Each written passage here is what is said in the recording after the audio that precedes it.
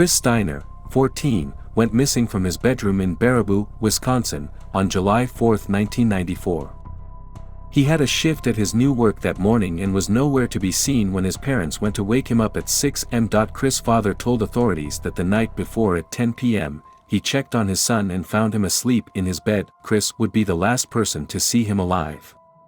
An examination of the property would reveal that a ground-floor bedroom window's screen had been slashed. Muddy footprints were discovered throughout the residence. In addition, 2 ground-floor patio doors were left unlocked.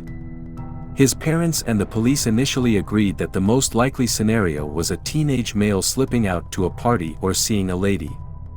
After all, it was the 4th of July weekend, but as the hours turned into days and Chris didn't return home looking sheepish and regretful, this theory began to crumble. Another possibility that police would consider is that Chris had escaped. His parents, on the other hand, were not on board with this viewpoint. They recognized their son, who was happy with his new work and everything was well at home. They argued that Chris had no cause to go. On July 10, although the police were no further along in their investigation, a body was discovered in the Wisconsin River, and dental records confirmed that it was the body of Chris Steiner. The body was horribly decayed and swollen from spending so much time in the water, and the cops had no idea how Chris ended up there. The cause of death was drowning, and the method was undetermined. And it would stay that way until Thad Phillips taught Joe Clark a lesson in strength and resolve. Thad Phillips, 13, and his sister had fallen asleep on the couch in their house in Baraboo, Wisconsin, on July 29, 1995. His father discovered Thad was no longer there at 4 a.m., nor was he anywhere else in the home. Police and his parents, like in the Steiner case, were baffled. There were no indications that anything sinister had occurred, but his parents insisted that he would not leave without alerting them in some way. Thad would inform his parents and the police of what had occurred. Thad found himself busting down the door of a locked wardrobe, flinging his broken body down a flight of stairs, fortunately locating a phone and dialing 911 43 hours after being transported from the protection of his house. That he told the operator that he was being abused and held captive by an older boy who had abducted him from his house. He couldn't tell the operator who this youngster was or where he was being detained.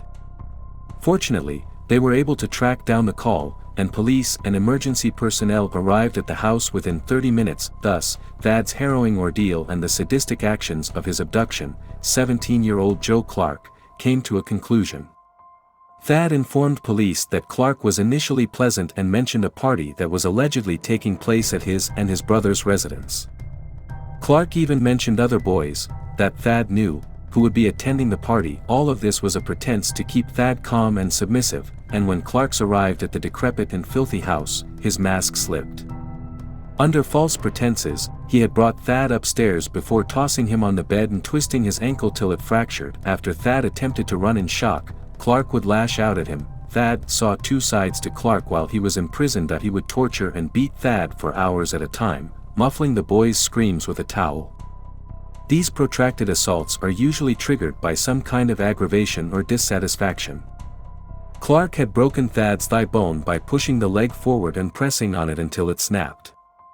He also tried to suffocate Thad by jumping up and down on his chest. Thad recalled Clark forcing his legs into braces and forcing him to walk around on shattered limbs, and he also claimed that Clark had masturbated in front of him. Then, as if nothing had happened, Clark would tend to Thad's injuries with homemade bandages and socks, carrying him downstairs to watch TV and talk to him. Thad stated that he had asked Clark why he was doing this, and Clark's response was simple yet horrifying. He did it because he liked the sound of bones breaking and how it felt. Clark also claimed to have done this twice previously. Thad could recall one of these boys' names as Chris, but not the other, and nothing further has come of this. Clark would lock Thad in a closet and go about his day in a convincing mask of normalcy as further proof of his Jekyll and Hyde nature. His certainty that the youngster was not in a suitable state to flee was what finally sealed his fate. Cocky Clark was out with his girlfriend when police came to his house, where they discovered a missing 13-year-old in a horrible state. Thad was airlifted to the hospital for life-saving treatment. His physique was characterized as being similar to that of a victim of a particularly severe car accident. Thad's legs were shattered in 4 places, his twisted feet had rubber-like skin, and his toes were pointing in the incorrect direction. Thad was admitted to the hospital with severe, potentially fatal abdominal bleeding. Doctors estimated that he was only a few hours away from death. Police knew who they were looking for, but they had difficulties finding him. They searched different adolescent gatherings, but it would be a stakeout at Clark's home that would eventually lead to his arrest, roughly 4 hours after Thad dialed 911. When the authorities searched his home, they discovered a journal with a macabre list of local lads, which was described as a hit list at Clark's first trial. The list consisted of 29 names divided into 3 categories. Can wait. Get to now. The leg thing. Clark admitted to taking Thad, but said his objectives were only to hang out. He stated he had no knowledge of what had occurred or how Thad received his injuries since he kind of blacked out. Clark was charged with the following: attempted first-degree intentional homicide, causing great bodily harm to a child, mayhem, intent to disable or disfigure, causing mental harm to a child, child enticement, causing great bodily harm to a child, mayhem, purpose to impair or disfigure, causing mental harm to a child, child enticement. He pled not guilty by reason of mental sickness or defect and no contest. The defense claimed that his original mother, he was adopted, was a strong drug user during her pregnancy with him, and that he had suffered a head injury in a bike accident the year before. However, he was found guilty and sentenced to 100 years in prison. In 1997, Thad was granted $21 million in damages. Thankfully, Thad was finally able to walk again, despite the fact that the ramifications of what Clark did to him will last a lifetime. Chris Steiner's case was reopened, his body was unearthed, and a post-mortem found identical injuries to Thad's legs and ankles. Clark would face the following charges: 1 st-degree homicide, causing great bodily harm to a child. Clark pleaded not guilty and maintains his innocence to this day.